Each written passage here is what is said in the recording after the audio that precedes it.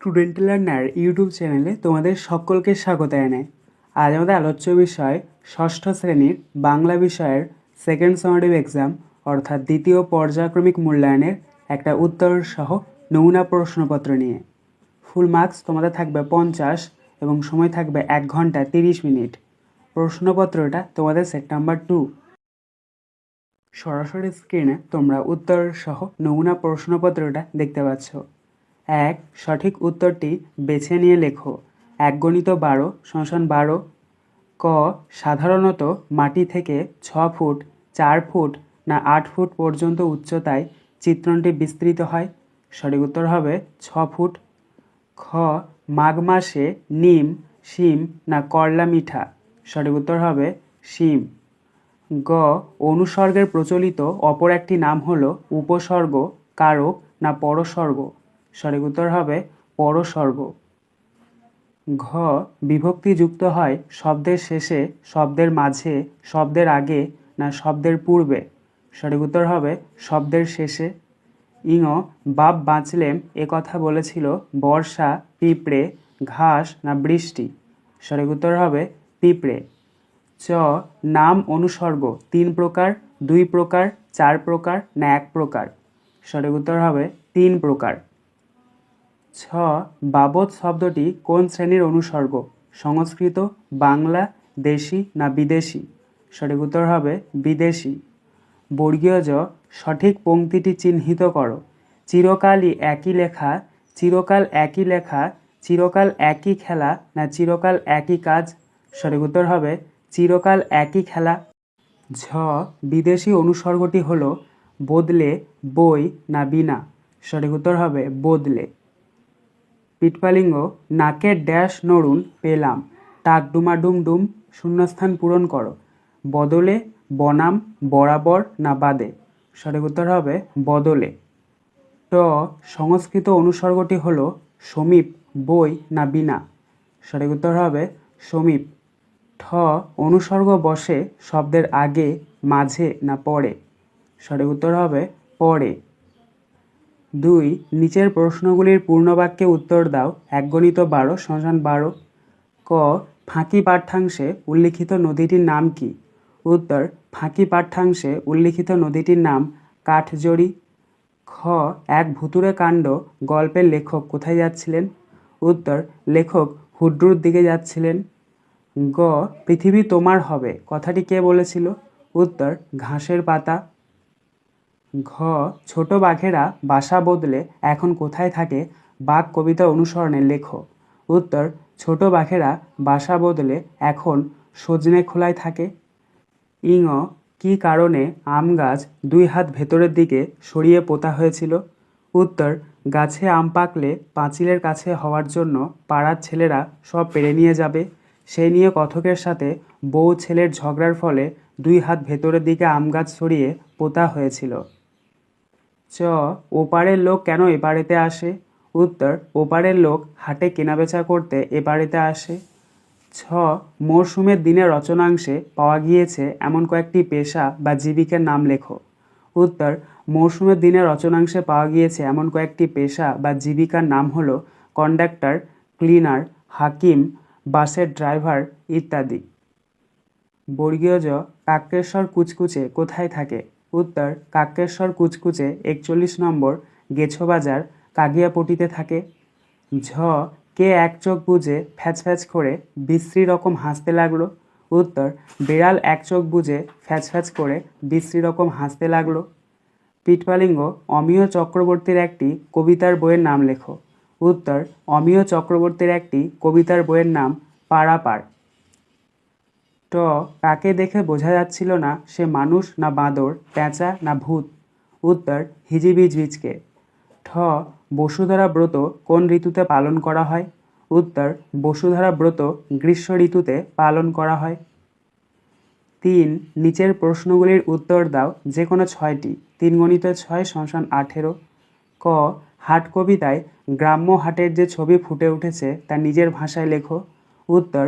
দূরে দূরে ছড়িয়ে ছিটিয়ে থাকা 10-12টি গ্রামের মধ্যে একটি হাট রয়েছে, সেখানে সন্ধ্যায় কেউ প্রদীপ জ্বালে না, সকালে কেউ ঝাঁট দিয়ে পরিষ্কার করে না, সারাদিনের কেনাবেচা শেষ করে বিকেলে সব ব্যাপারীরা ঘরে ফিরে যায়।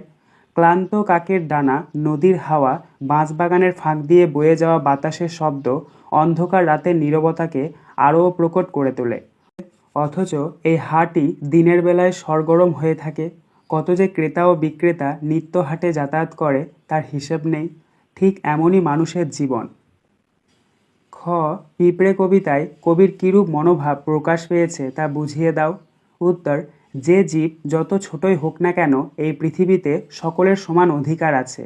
সকলে মিলে পারস্পরিক ভালোবাসার বাঁধনে আনন্দের মাধ্যমে বেঁচে থাকাই কাম্য।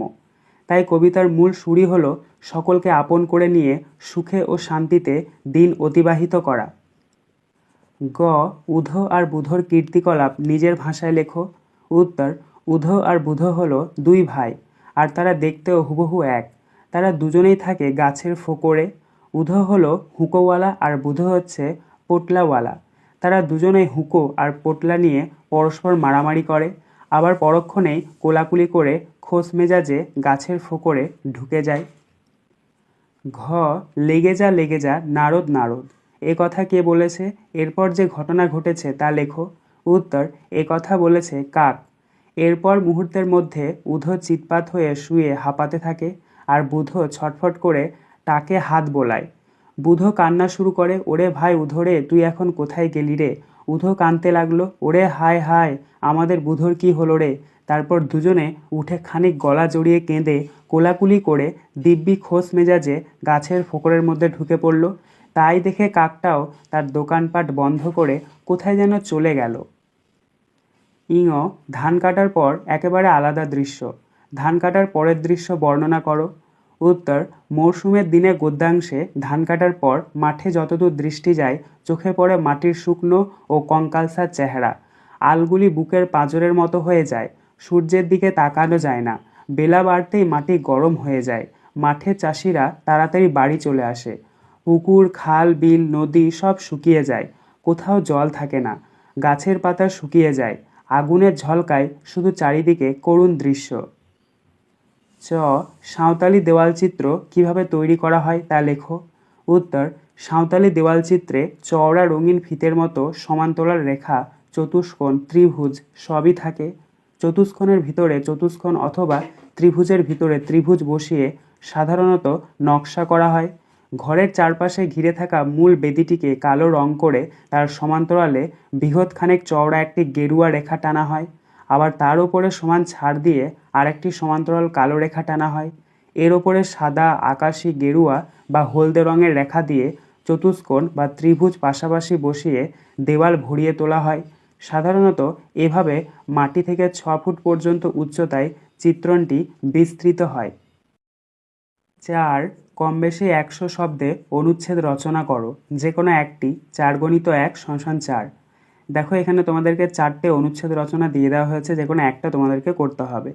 কয়েকটা দেখো স্বামী বিবেকানন্দ, কয়েকটা দেখো শরৎকাল বা উৎসব মুখর শরৎ, কয়েকটা দেখো বিদ্যাসাগর এবং কয়েকটা দেখো বিদ্যালয়ে 15ই আগস্ট। এখানে আমরা স্বামী বিবেকানন্দ এই রচনাটা করেছি, তো তোমরা উত্তরটা দেখে নাও। প্রথমে তোমরা উপরে হেডিং করবে স্বামী বিবেকানন্দ, নিচে তোমরা লিখবে 1863 খ্রিস্টাব্দের 12ই জানুয়ারি বিবেকানন্দ উত্তর কলকাতার সিমলা স্ট্রিটে বিখ্যাত দত্ত পরিবারে জন্মগ্রহণ করেন। তার পিতা বিশ্বনাথ দত্ত এবং মাতা ছিলেন ভুবনেশ্বরী দেবী। মায়ের দেওয়া নাম ছিল বীরেশ্বর, আর সবাই ডাকত বিলে নামে। বাল্যকালে বিলে ছিল দুরন্ত ও সাহসী। সব বিষয়ে ছিল তার অদম্য কৌতূহল। আসল নাম নরেন্দ্রনাথ দত্ত। পরবর্তীকালে রামকৃষ্ণ দেবের শিষ্যত্ব গ্রহণ করার পর তার সন্ন্যাস জীবনের নাম হয় স্বামী বিবেকানন্দ। তিনি উত্তর কলকাতার মেট্রোপলিটন স্কুল থেকে প্রবেশিকা এবং কলকাতা বিশ্ববিদ্যালয় থেকে বিএ পাশ করেন। 1893 খ্রিস্টাব্দে স্বামী বিবেকানন্দ ভারতের প্রতিনিধি হিসাবে আমেরিকার শিকাগো শহরে বিশ্ব মহাধর্ম সম্মেলনে যোগ দিয়েছিলেন। সেই ধর্মসভায় তিনি জগৎবাসীর কাছে হিন্দু ধর্মের কথা বিস্তারিত আলোচনা করেন। রামকৃষ্ণ দেবের তিরোধানের পর বিবেকানন্দ 1897 খ্রিস্টাব্দে রামকৃষ্ণ মিশন ও 1899 খ্রিস্টাব্দে গঙ্গার তীরে বেলুড় মঠ প্রতিষ্ঠা করেন। বর্তমান ভারত, ভাববার কথা, প্রাচ্য ও পাশ্চাত্য প্রভৃতি তার বিখ্যাত গ্রন্থ।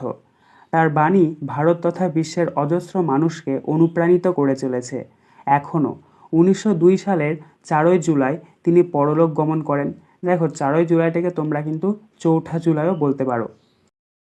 5 তোমার জন্মদিনে বন্ধুকে আমন্ত্রণ জানিয়ে একটি পত্র লেখো। প্রশ্নের মান 4। প্রথমে তোমরা ডান দিকের ওপরে নিজের ঠিকানাটা লিখবে। দেখো এখানে যেহেতু আমার ঠিকানা বারুইপাড়া সিউড়ি বীরভূম 731102, তোমরা নিজেদের ঠিকানাটা লিখবে। বাঁ দিকের নিচে তোমরা লিখবে প্রিয় বন্ধু অমিতাভ, তোমরা তোমাদের বন্ধু বা বান্ধবীর নাম দিতে পারো। কমা দিয়ে নিচে লিখবে কেমন আছিস, অনেক দিন তোর কোনো খবর পাই না। আমরা সবাই ভালো আছি। তোকে এই চিঠি লেখার একটা বিশেষ কারণ আছে। আগামী 5ই এপ্রিল আমার জন্মদিন, ওই দিন তোকে আসতেই হবে। বাবা মা আমার এবারের জন্মদিনটা বড় করে পালন করছেন, তাই একটা বাড়িও ভাড়া নেওয়া হয়েছে।